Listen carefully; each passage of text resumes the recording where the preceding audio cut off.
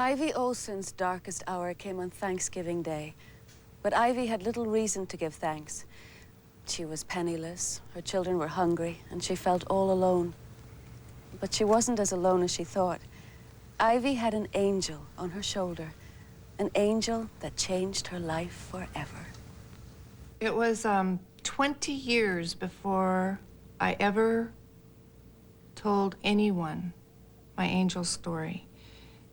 During that time, there was often times where I wanted to tell, but I was so afraid that someone would say, well, oh, Ivy, that was just a dream. California, 1969. America was going through many changes.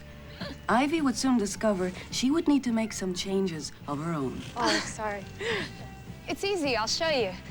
It's all in the wrist. Here. Hey, see? It's easy. You want to play? Oh, no, really, I can't. My husband is... Well, invite him too. Ivy, could you come here, please? I gotta go now. Thanks.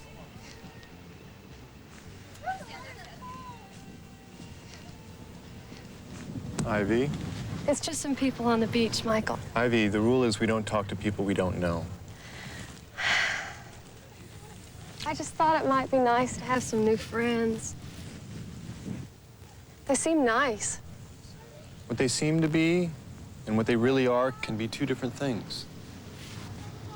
I told you we shouldn't have come here. Come on, boys.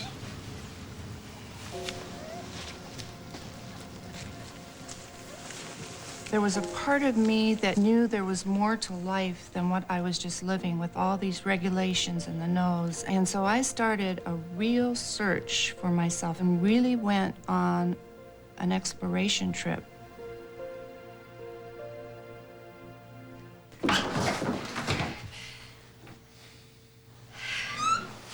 I know.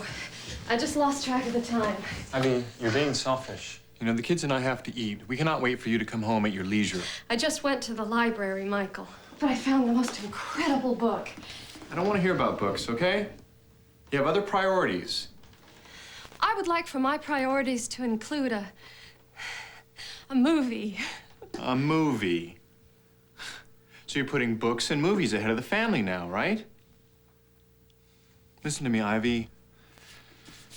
I know what is best for us, okay?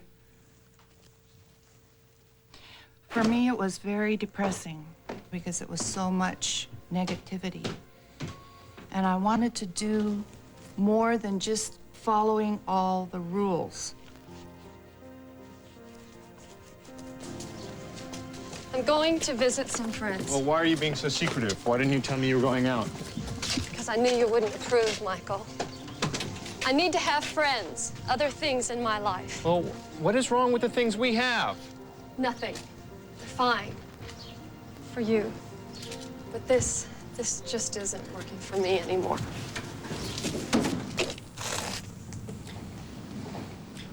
You drive away now, Ivy, and you don't come back.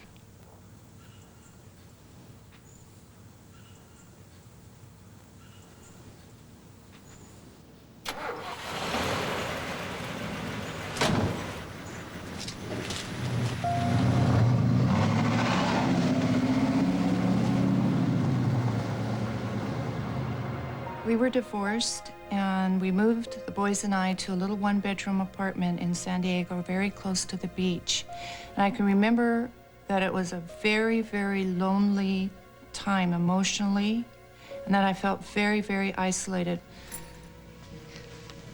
Your phone goes there, and you're responsible for the extra light bulbs.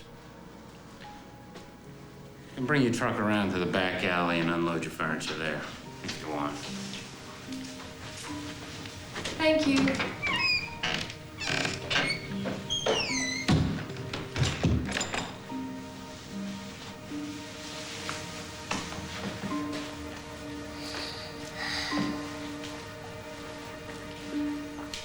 Okay, no weight at all, right? Stay off it. 1 week, Ivy. I was also working very, very hard as I was a sole parent, taking care of the roof over our heads, the food in our mouths, the clothes, the babysitter, all of that was my responsibility. We didn't have money to buy furniture, and no one was around to help out.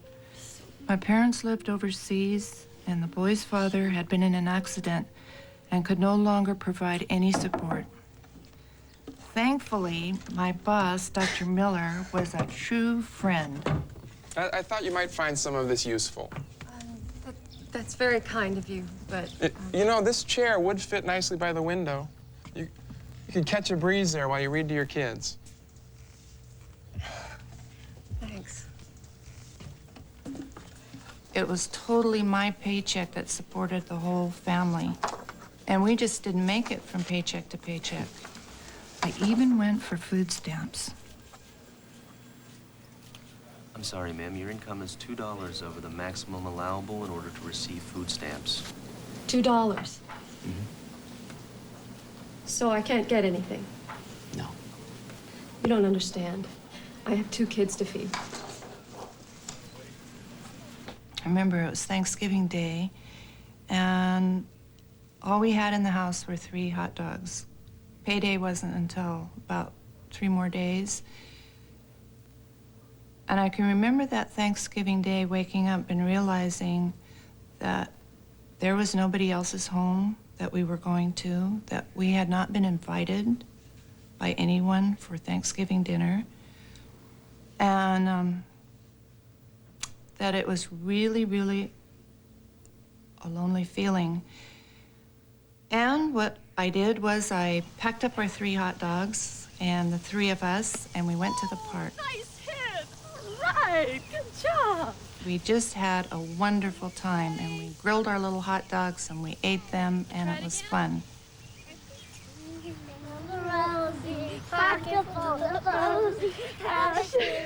And even though to the boys it looked like it was a total celebration, inside of me, I was very, very scared. Where was the strength going to come from for me to be able to do this week in and week out, week in and week out? Mom, do we have any more hot dogs? Oh, honey. Oh, honey.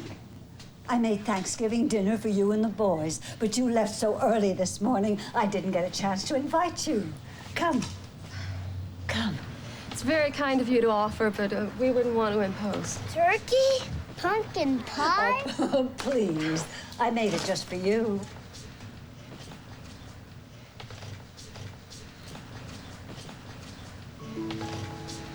Who was this lady? How did she know me? I'd never seen her before. I remember walking into her little apartment, and the lights were on in the kitchen, and the table was all set, and there was dinner, just like home, sweet home. She asked about our day and how things were going, and it just felt like having Grandma there and just someone who really cared. I got my turkey leg. You better eat it up before it runs away. How you doing, honey? Would you like some more corn? If you wouldn't mind. You know, it's funny, living here all this time and never running into you. Oh, I pop in and out a lot. Tell me, honey, are you lonely? Honestly now, no secrets here. Well, a little. I have the children. I think mostly I just miss having conversations. I don't really feel like there's anyone there to listen to me. I'm sure that's not true. Will you live alone? You must know what it's like. I just wish I had the time to get out and meet some different people. Yes. Go to the movies, curl up with a good book. Yeah.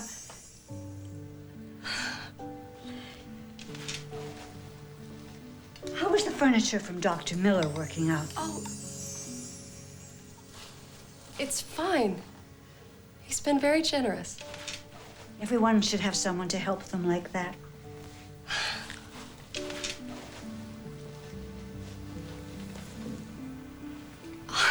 Potato salad. It's my favorite. How did you know? I'm so glad you came. I know you like to read, so I put something in here. I think you'll like it. Goodbye. Goodbye, boys. We walked up the steps, and I was just a totally different human being inside. I felt joy, I felt hope, I felt loved. I can do it.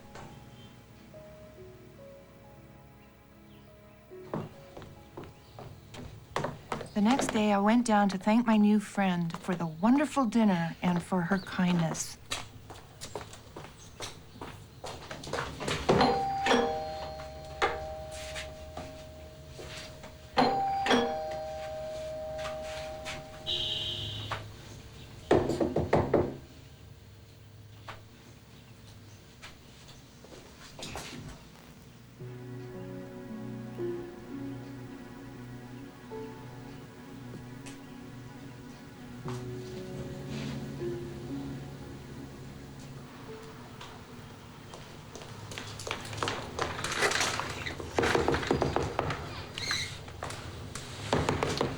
John, can you tell me what happened to that little old lady in 3? 3? There's nobody in 3. That's been vacant 10, 12 weeks now. No, you don't understand. We had dinner there last night. Thanksgiving dinner. This little old lady. Turkey. You feel all right? I was literally shaking because I knew something very, very awesome had happened in my life.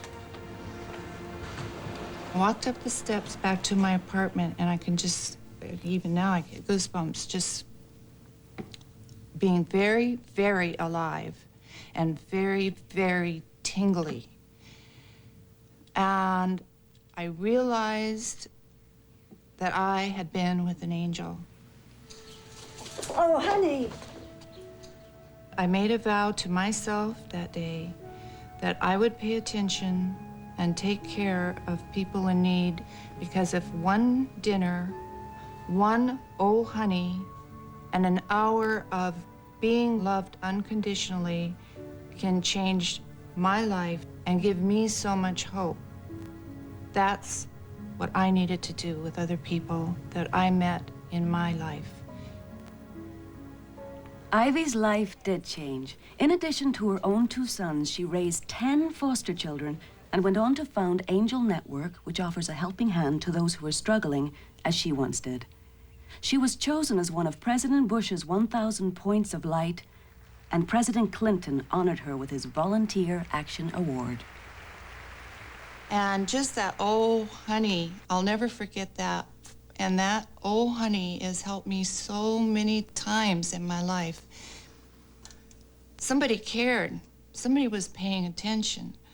Somebody loved me, you know? I was an oh, honey. Ivy never saw the old lady again. She vanished as mysteriously as she'd appeared.